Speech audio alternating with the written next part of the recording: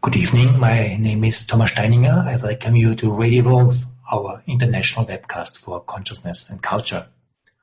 Our today's guests in Radio Evolve are Otto Scharmer and Arawana Hayashi. They make a powerful and unusual team. Each of them works with sensing and pre-sensing the field that holds us. Otto's pioneering research with Theory U and the Presencing Institute has opened new horizons of human creativity. Arawana is a dance artist and meditation teacher. Together they have developed a new art form which they called social presencing theater, a method to develop a collective perception for the social field and to build the capacity to learn how to ongoingly develop such fields. I interviewed Otto Scharmer and Arawana Hayashi together for the last issue of our German magazine Evolve. So today we play for you this interview with Otto Scharmer and Arawana Hayashi. Just as a very simple first question, the social presencing theater that both of you are kind of cooperating on. I saw one presentation that you gave in Oslo, I think, a year ago, Arawana, about it. But for our readers, what should we... how should we envision what you're doing? What is social presencing theater? What is it for? And how should we envision what this work is about?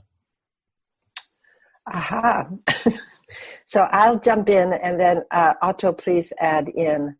A lot of the definition or the view of it probably comes from the name itself, that this topic that you brought up of social mindfulness is such an interesting one because it is something that we're quite interested in and see evidence of in our work.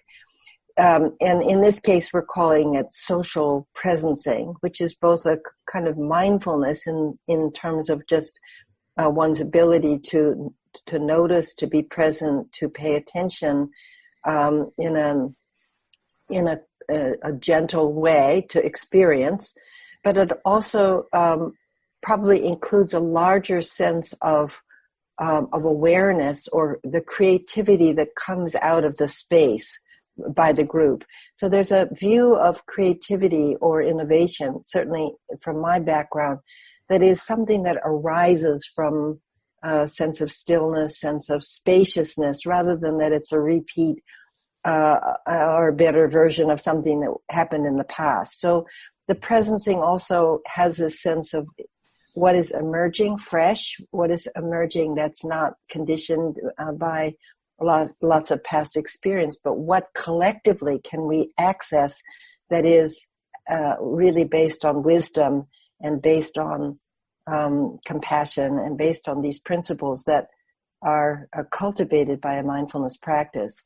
And theater means that it just is made visible, that because we're working with the actual physical body, the body is visible. The relationships between bodies are visible. The way the choices people make in terms of their activity is quite visible. So that word theater means a place where something is of significance is made visible. And so I think the view of the work is that we can make on an individual, on a group, on a systems level, we can set up an arena and then an attitude in which we can actually see and experience the feeling quality of the shift that the groups of people, that systems can make, hopefully from being more stuck, more locked in convention, more locked into conceptual frameworks, into something that is fresher and more open and more possible. It seems that both of you, and Otto, I just listened to a TED talk that you gave in Hamburg, I think a year ago, I'm not sure, that both of you are talking about the social field. And I particularly have in mind, Otto, you gave this example when you were still living in Hamburg and growing up there and having it proctored, the anti-atomic demonstrations, you were describing this police attack and how this was the first time, or at least an important time where you felt the sense of a social field. You talked about a knife cutting into body. Although you were not injured, it was a social field that you were describing. And the way I understand you, Arawana, it seems also that the body is not just something visible, it's also something tangible. There's a body sense, and it seems that both of you in your different ways are working with something that is more than just my mind, more than just my body. There's a social field that you're working with, and I would like to hear from both of you, and also particular Otto right now, when we're talking about a social field, what are we talking about here? Well, maybe one jump off point there, Awarana, is kind of your notion of the three bodies. So maybe that's something you could add, and I then can build on that, because I think that gives a very good foundation for deeper inquiring into that question. So briefly, the work with the three bodies is an acknowledgement of our body-mind system, that it isn't just a mind, but it's actually a feeling, sensing organ, a body of each individual. And then that's placed on this large earth body, which we never lose touch with. And our losing touch has caused such disastrous results. And then the social body, which is the body-mind of the social, of the society, that groups and society itself is a living being. And it has body embodiment, and it has a awareness mind, and it has a conventional mind. So those three bodies are the base of it. And then Otto, please continue with that. Yeah. So that's the of these three bodies, kind of, it's the social bodies, kind of, that is kind of the you could say, in a tangible way, that's maybe the least visible sometimes. And so that was always my area of primary interest. And one of the individuals kind of that opened my eyes for that was actually Joseph Beuys, kind of the late 20th century avant-garde artist from Germany. And so his concept of the social sculpture is actually using the key principles of sculpture and moving them from space to time, right? Kind of reflecting on Lehmbruck and kind of his physical sculpture work and the principles he discovered there. And then Beuys basically took that and applied it to time and called that the social sculpture, right? The social sculpture always kind of evolving in a time space.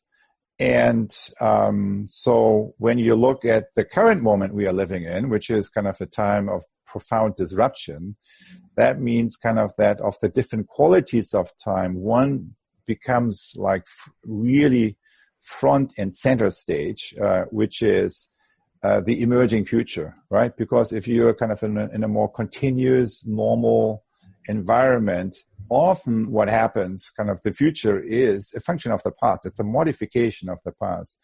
But when we deal with disruption, by definition, kind of the future is going to be different from the past. So we as human beings are challenged with situations where we kind of need to develop the capacity to lean into what hasn't quite landed yet, to lean into new possibilities that maybe are in the process of arriving, kind of, and kind of, it is kind of that kind of capacity, which is a profoundly creative capacity, but creative not only on the level of individual expression of creativity, but on a social and collective level.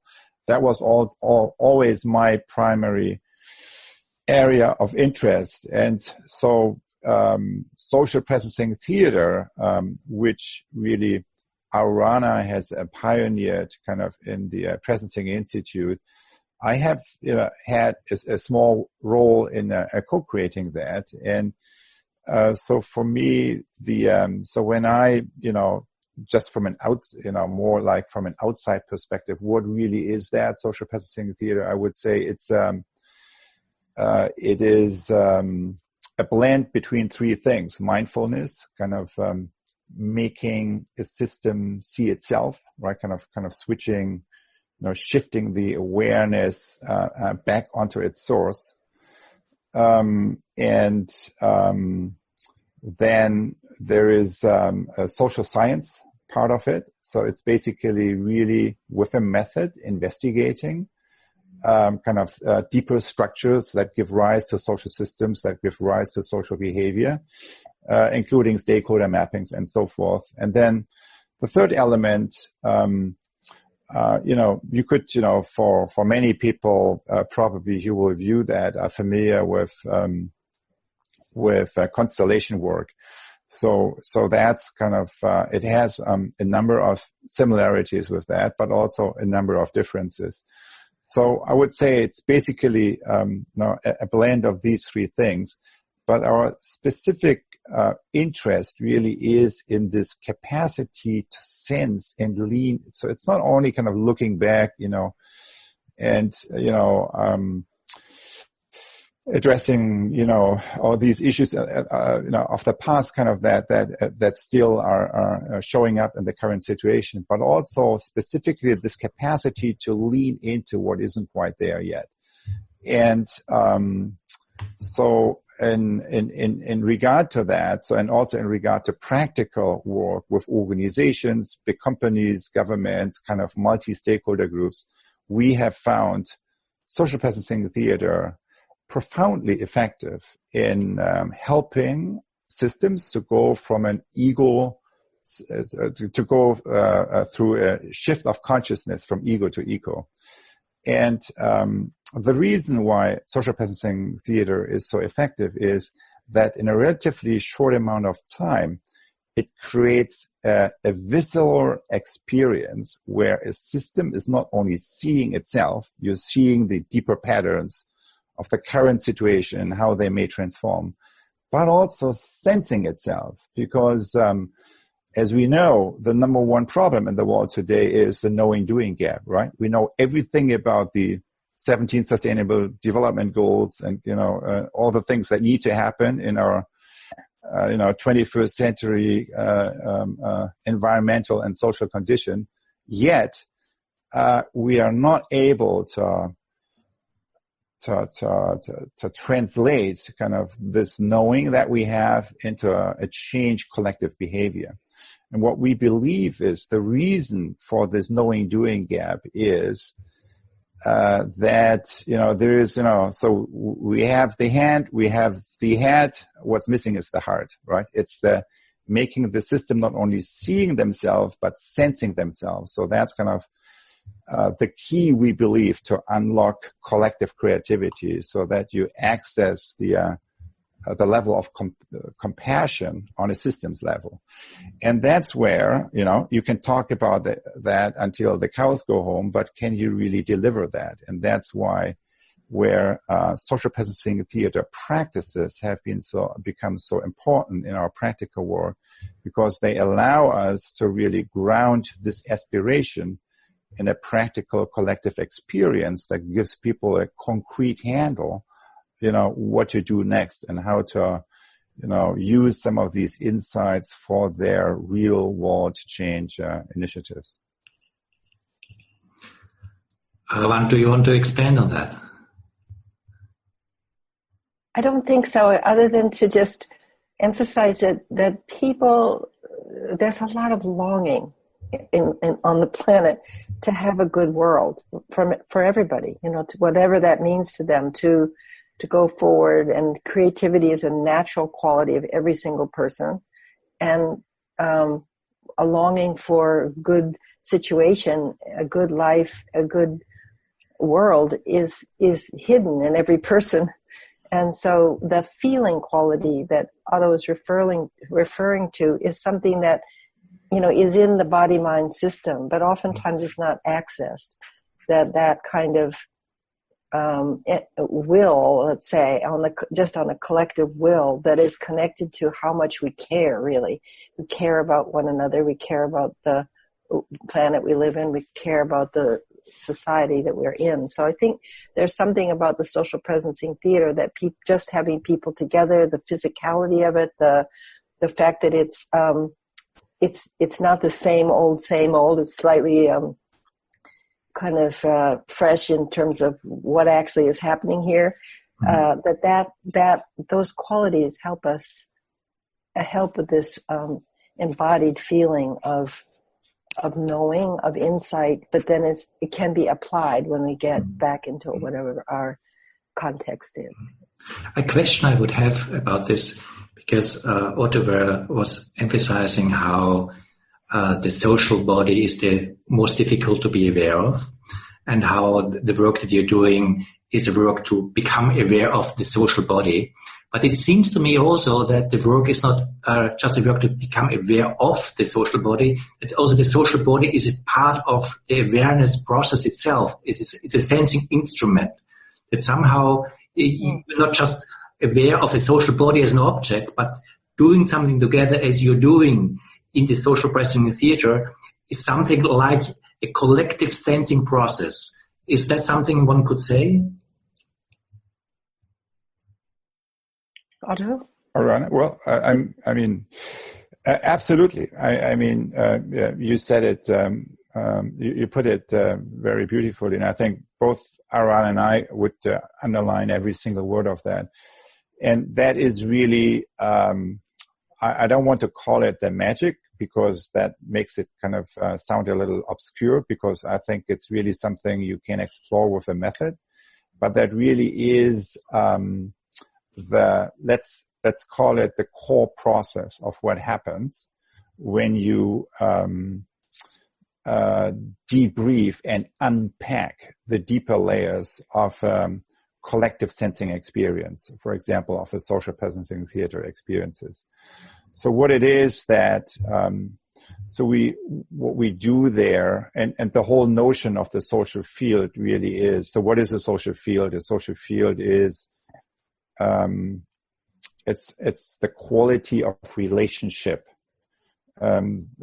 between individuals, groups, and organizations that give rise to patterns of conversation and thought and action, which in turn create practical results. So if you take that as a definition of social fields, it's all about the quality of relationships. So coming from a farm, growing up on an organic farm, so what do you see? Kind of your parents talk half their life about the quality of the soil. And because that's kind of the ultimate capital, that's the ultimate leverage point for everything that grows and, is growing in the field. But that condition for something to grow itself is invisible. That's the soil. So in the social field, it's exactly the same thing. So the social field is the invisible condition that allows these patterns of conversation and thought and action that I was just talking about to arise. But the condition, so the social field soil, right, is described by the quality of relationships that we have.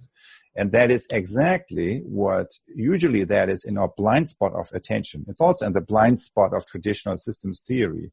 So what we do with social presencing theater is we put we move this blind spot into the center of our awareness and into our investigation by, making it visible and putting it out to exploration from all the different angles. And what Arawana and I have been, our colleagues at the Presencing Institute have been working on over the past year or two is to now, after we have developed social presencing theater as an intervention methodology in, capacity building and practical change work in a variety of systems, that we now really further develop it as a research tool. Because at the end of the day, the key to scale in this century is research. And so what we are currently doing is really to develop social presencing theater as a research methodology, including,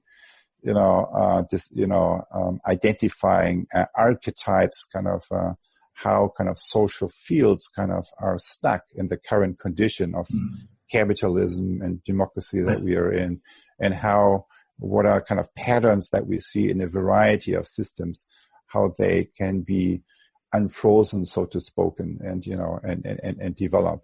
So that's a little bit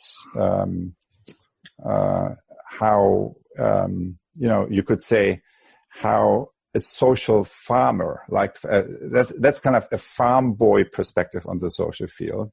But I would also suggest that Awarana adds to that, because she really comes more from not only a mindfulness, but also kind of a social arts perspective at this phenomenon, which is absolutely central to everything that we do at the Presencing Institute. Because at the end of the day, the Presencing Institute is bringing together science, social art practices, mindfulness, and institutional transformation. So that's kind of what we try to bring together. And that's where kind of the social art labs and the social art practices are really a key component for what we are trying to do. Please, Arawana. So I'm just one of several people who are investigating this topic of social art. And again, in light of the fact that there is such a thing as social creativity, as social innovation. And my background is in the arts. I mean, I worked as a dancer and as a choreographer, and oftentimes with people that were not trained in the theater and working in the theater. So the idea of making theater with people, kids on the street, or other with communities, has been part of my interest for my whole career, really. And so the sense that we could say that art is one of these, it holds the value of a culture, art does, and it also shapes the values of a culture, that it is connected to how people see what it is to be human being with other human beings on the planet. And that's communicated through its art forms. So what we're investigating here is maybe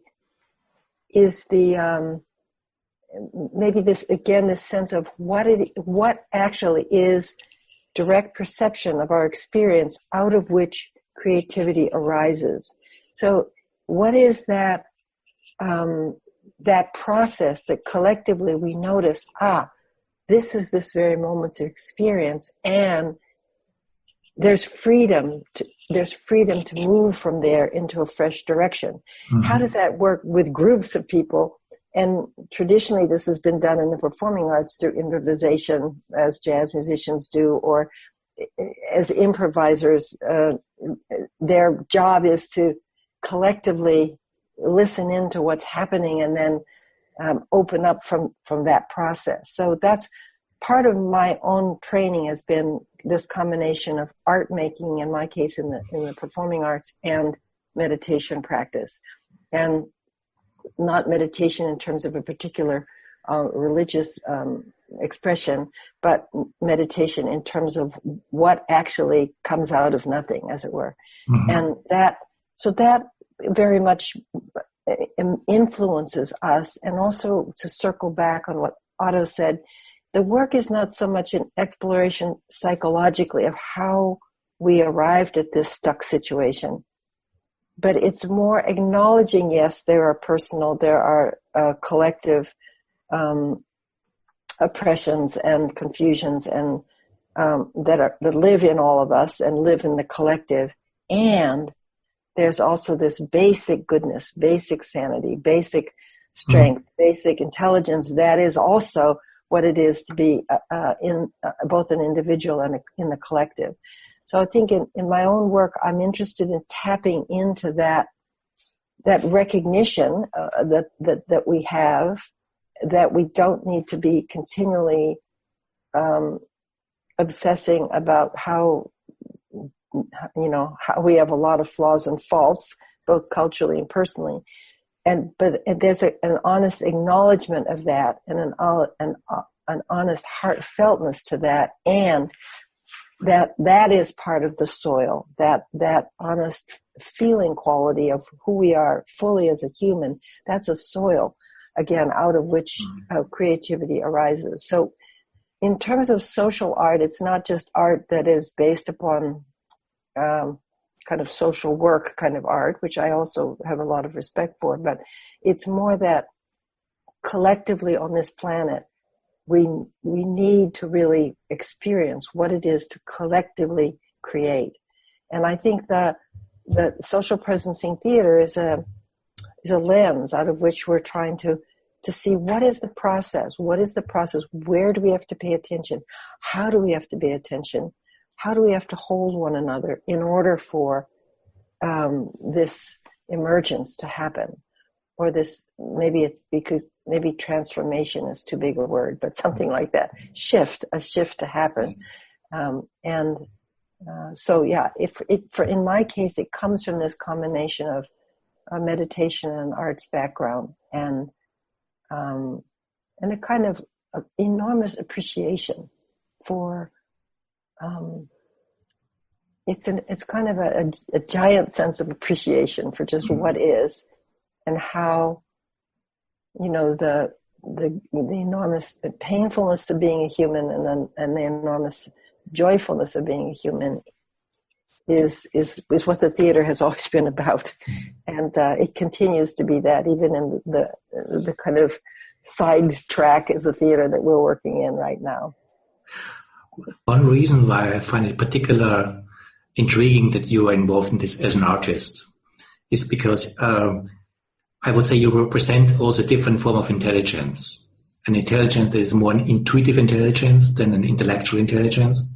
Because what we are talking about social independence, there can be deep insight about systems interdependence that can be very accurate, very important, but it's still an intellectual representation of something. But it seems what you're doing is holding this intellectual representation. There's nothing wrong about that, but it's also going deeper in that direct perception of the social sphere as a living body. Is that something that allows the living body, maybe it's too much to say, to be aware of itself through our individual consciousness? And this is something that is more than an intellectual can do. You need a direct intuitive relationship to this social sphere to be capable of doing this. So it seems there's something in the cooperation of the two of you where to have this artist, and I think, Otto, what you are talking about, Beuys and the social sculpture also relates to that, is a different intelligence that is also new in our kind of social understanding, how we can work with social interventions and how we can really create social transformation. So that is also, if one of you wants to respond to that, please feel both free. No, it's definitely true. I think we, in a very conscious way, try to bring together kind of different intelligences. There's you said intellectual and non-intellectual. There's other ways. I mean, you can also say it's maybe analytical, intuitive, right? And then in German you have Verstand, Vernunft. So there's like I think from an evolutionary perspective, the analytical mind is one particular development of a stage of development of the human mind, and then there are other capacities of the mind and the heart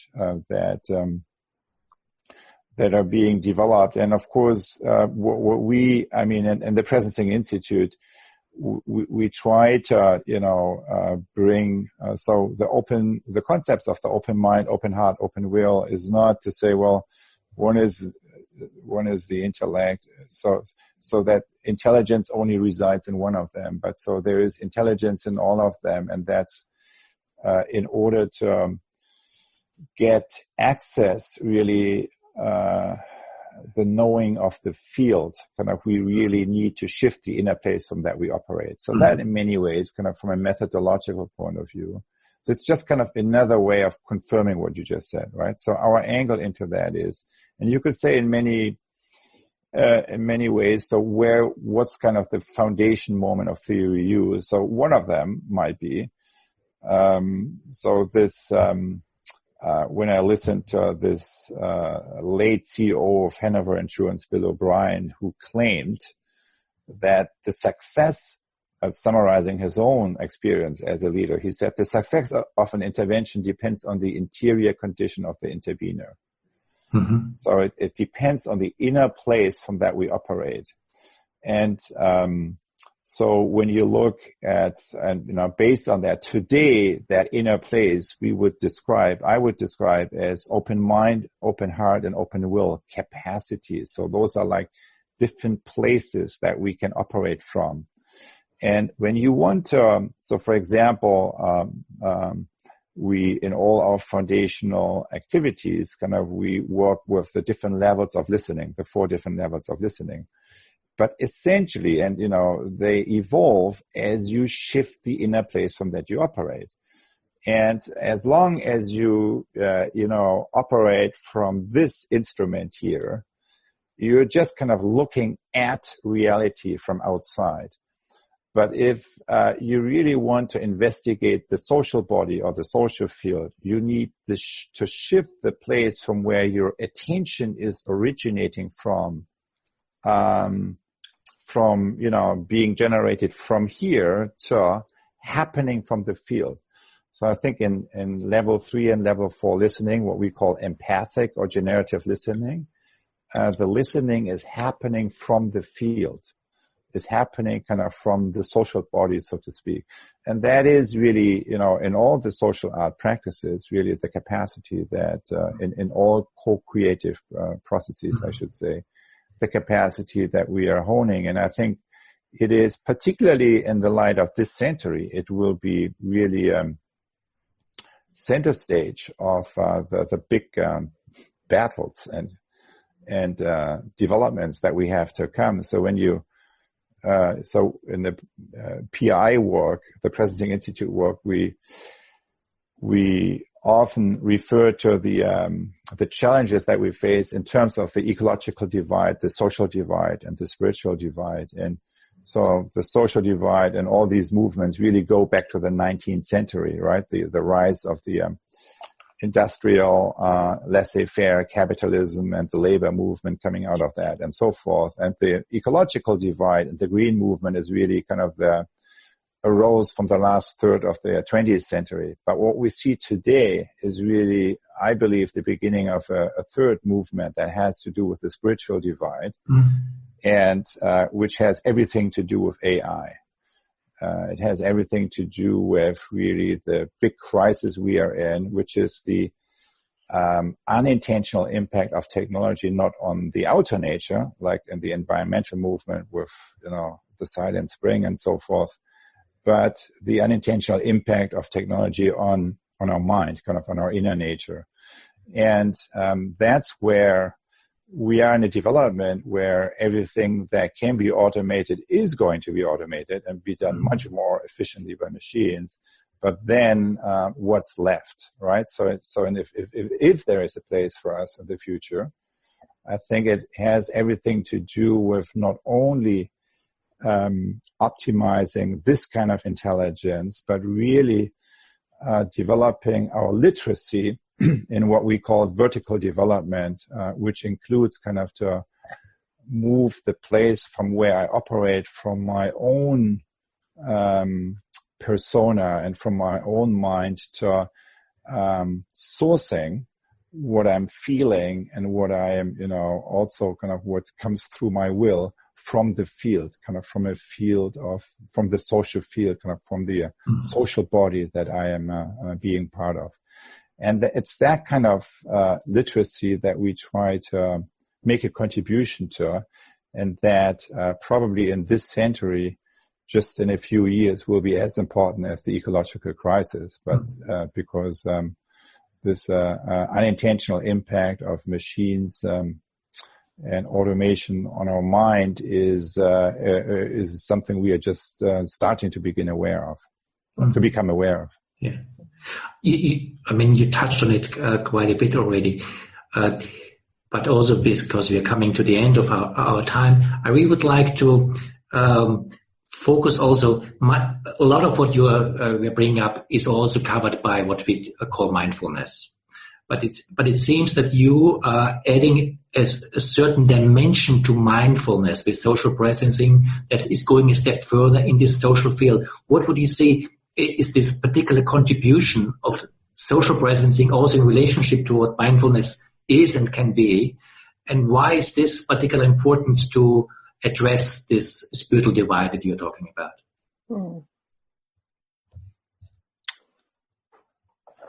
So, there are many,